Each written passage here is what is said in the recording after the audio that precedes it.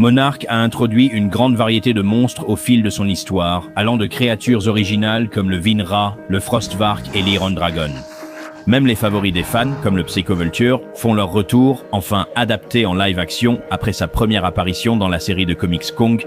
Chacun a marqué le Monsterverse, s'inscrivant dans l'héritage de la franchise, qui compte 10 ans de monstres géants et de super-espèces anciennes. Mais des profondeurs de l'océan et au-delà, jusqu'à l'Axis Mundi lui-même, arrive peut-être le monstre le plus important que Monarch ait jamais présenté. Un titan qui change complètement notre façon de voir ces créatures. Un titan qui prouve qu'elles sont bien plus que de simples forces de destruction. Voici Titan X. Un ancien titan alpha au centre de la saison 2 de Monarch, et dont l'histoire est bien plus déchirante que ce que l'on aurait pu imaginer.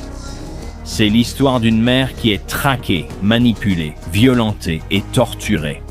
Un titan craint comme un monstre, alors qu'elle essaie seulement de protéger la seule chose qui compte le plus pour elle. Aujourd'hui, nous allons examiner l'histoire tragique de Titan X et pourquoi sa fin pourrait vraiment vous surprendre. Allons-y. Et pendant que vous êtes là, n'oubliez pas de vous abonner parce que Godzilla l'a dit. Bien sûr, je parle des 64% d'entre vous qui ne sont pas abonnés. Allez, on est une chaîne Godzilla. Allez, appuyez dessus. Titan X, également connu sous le nom de Kokai Velu, est peut-être vraiment l'une des créatures les plus tragiques que le Monsterverse ait jamais introduite. Et ce qui rend son histoire aussi efficace, c'est que la série vous induit intentionnellement en erreur au début. Elle est présentée comme une nouvelle menace terrifiante, capable de défier Godzilla et Kong, alors qu'en réalité, elle est quelque chose de bien plus nuancé et émotionnellement complexe. Au fil de la saison, la série lève peu à peu le voile sur un titan qui n'est pas du tout maléfique, mais simplement profondément incompris. Contrairement aux super-espèces comme les Mutos ou les Skullcrawlers, qui émergent pour chasser ou exploiter les déséquilibres de la nature, Titan X se réveille parce que son sommeil est interrompu par l'arrivée de la capsule sablier dans l'Axis Mundi. Elle se libère de son cocon et se dirige lentement vers la surface, tandis que Lee observe impuissant depuis sa capsule alors qu'il traverse le portail. De l'autre côté se trouve l'île du crâne, mais lorsque Kokai émerge, ce qui l'accueille n'est pas le monde naturel qu'elle connaissait autrefois. À la place, elle trouve de minuscules humains entourés de machines scientifiques détruites et de débris industriels. Le monde dont elle se souvient a disparu. Dans le chaos, l'une de ses tentacules fouette et tue accidentellement Natalia Verdugo, la dirigeante de Monarch. Kong arrive bientôt, troublé par la perturbation soudaine de la nature, détruisant le dispositif du portail avant de poursuivre directement Kokai. Immédiatement, la série la présente comme une menace catastrophique, quelque chose de dangereux, quelque chose de contre-nature. Même Kong semble reconnaître la gravité de ce qui se passe, mais sous toute cette peur se cache une vérité bien plus intime. Elle n'est pas là pour conquérir, elle ne chasse pas, elle ne fait pas la guerre. Cela fait simplement partie de sa migration naturelle. Et à mesure que le mystère se dévoile, la tragédie commence lentement à se révéler. Pendant sa migration, nous voyons ces étranges scarabées ressemblant à des crustacés qui accompagnent son ascension. De petites créatures qui semblent d'abord insignifiantes, mais qui sont en réalité très importantes pour son voyage. Plus tard dans la série, il devient évident que chacun d'entre eux compte. Il est même théorisé que ces scarabées sont des membres mâles de l'espèce de Kokai, jouant un rôle similaire à celui des baudrois dans la nature où les petits mâles s'attachent à la femelle. Ce qui rend ces scènes si efficaces, c'est la façon dont Kokai les traite. Elle est attentive, protectrice et douce. Même si l'un d'eux est blessé, cela la met dans une rage folle. C'est un niveau d'affection que l'on voit rarement chez les titans. Normalement, même l'humanité paraît insignifiante face à ces créatures colossales. Pourtant, Kokai accorde de la valeur même à la plus petite vie qui l'entoure. À un moment donné, elle change complètement de direction simplement parce qu'un des scarabées appelle à l'aide. Elle nage alors directement vers Monarch jusqu'à ce qu'il lui soit rendu sain et sauf. Des instants comme celui-ci redéfinissent son personnage. Elle cesse de donner l'impression d'être un monstre sans esprit et commence à ressembler à une créature vivante et émotionnelle, capable d'empathie et d'attachement. Sa migration l'a conduit finalement à Santa Soledad, en Amérique du Sud, où Apex a établi un poste de recherche équipé d'une technologie conçue pour prendre le contrôle du système nerveux de Kokai et la contrôler à des fins lucratives. S'ils transforment un titan en arme, ils pourront vendre au monde une protection contre eux. Kokai arrive là-bas pour récupérer les scarabées qui hibernent sous terre, faisant partie d'un cycle naturel qui se reproduit à intervalles de quelques décennies. Mais lorsqu'elle atteint le village, quelque chose d'inattendu se produit. C'est ici que Kate entre dans l'histoire.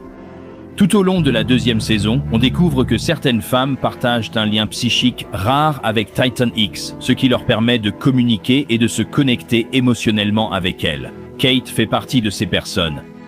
Pendant un bref instant, il y a du calme, une véritable paix. Un titan incroyablement gigantesque et un être humain se tiennent ensemble en parfaite compréhension mutuelle.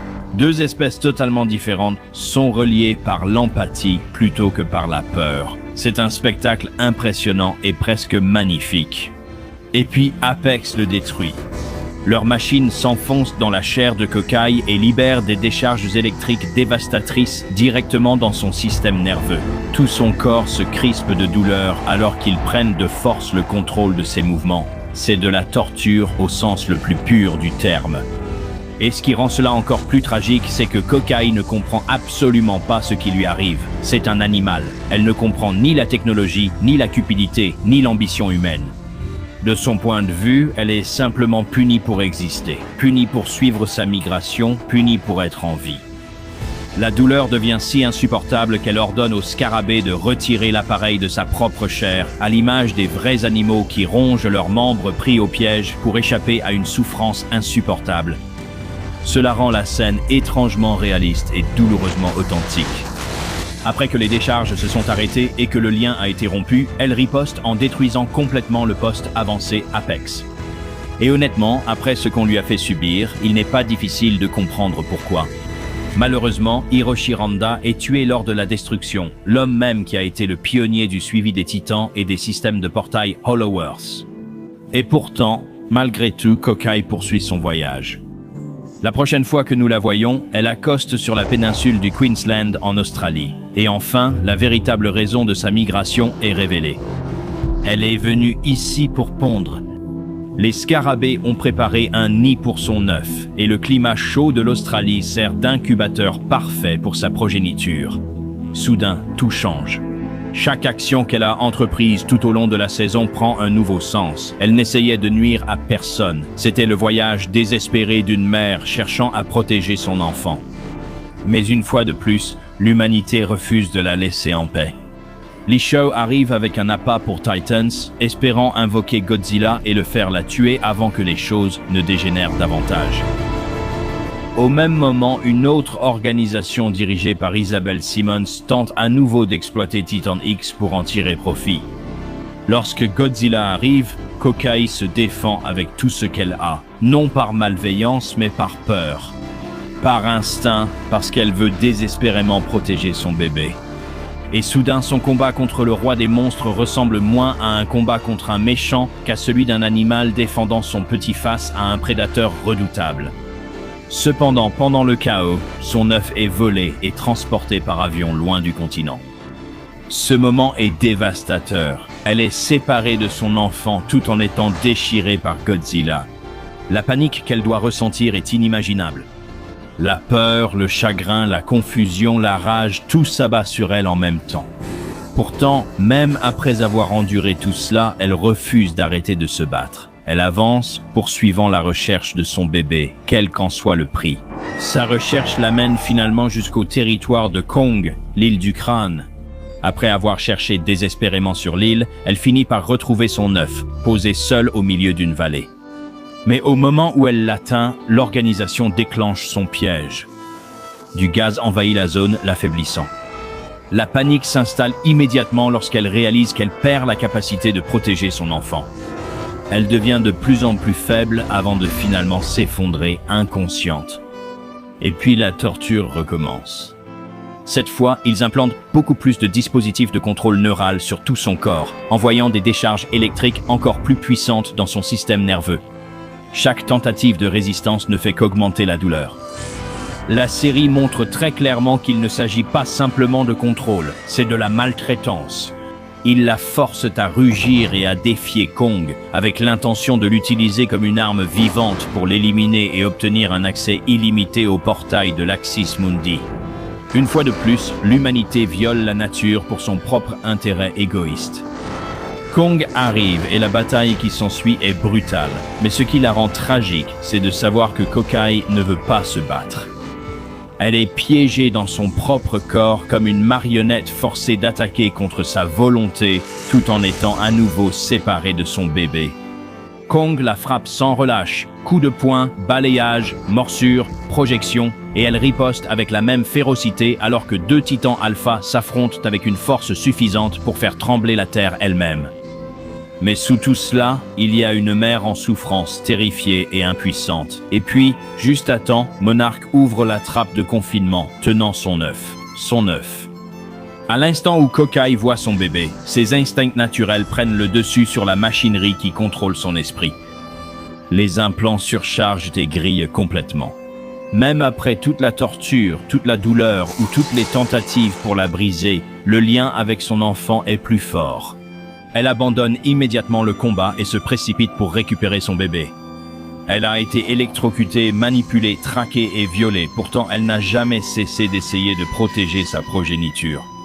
À travers les océans et les continents, malgré des souffrances inimaginables, elle continue d'avancer pour le bien de son enfant. C'est une histoire qui transcende complètement les espèces. Mais même alors, sa souffrance n'est toujours pas terminée. Bien que Kong lui permette de partir en paix, les dommages causés à son cerveau par les chocs électriques la laissent désorientée. Elle part dans la mauvaise direction, s'éloignant du portail qui la ramènerait chez elle. C'est ici que la connexion de Kate à Kokai devient vraiment importante. L'équipe Monarch embarque dans un Chinook et utilise les propres appels de Kokai pour attirer son attention. Mais c'est Kate qui finit par l'atteindre sur le plan émotionnel. Une fois de plus, les deux partagent un moment d'empathie et de compréhension qui va au-delà du langage lui-même. Deux êtres qui ont enduré le chagrin, la perte et le traumatisme, s'aidant mutuellement à guérir. C'est l'une des scènes les plus belles de tout le Monsterverse. Kokai aide Kate à voir la nature différemment après la perte de ses élèves et de son père. Et en retour, Kate aide Kokai à retrouver le chemin de chez elle. Et lorsqu'elles se touchent enfin, cela brise complètement les barrières entre le titan et l'humain. Pendant un bref instant, aucune ne voit l'autre comme quelque chose à craindre. Et puis Kokai retourne à l'Axis Mundi avec son bébé en sécurité à ses côtés. Pour une fois, une tragédie du Monsterverse ne se termine pas par la mort, mais par la vie. Mais cela n'efface toujours pas ce qu'elle a enduré pour en arriver là. Elle a survécu à des souffrances inimaginables, à la torture, à la séparation, à la peur, à l'exploitation. Et malgré tout cela, elle est restée assez forte pour protéger ce qu'elle aimait plus que tout. Ce que Monarch nous laisse, c'est une compréhension complètement différente des titans. Non seulement comme des monstres ou des dieux, mais comme des créatures vivantes capables de souffrir, d'aimer, d'éprouver de l'empathie et d'être mères.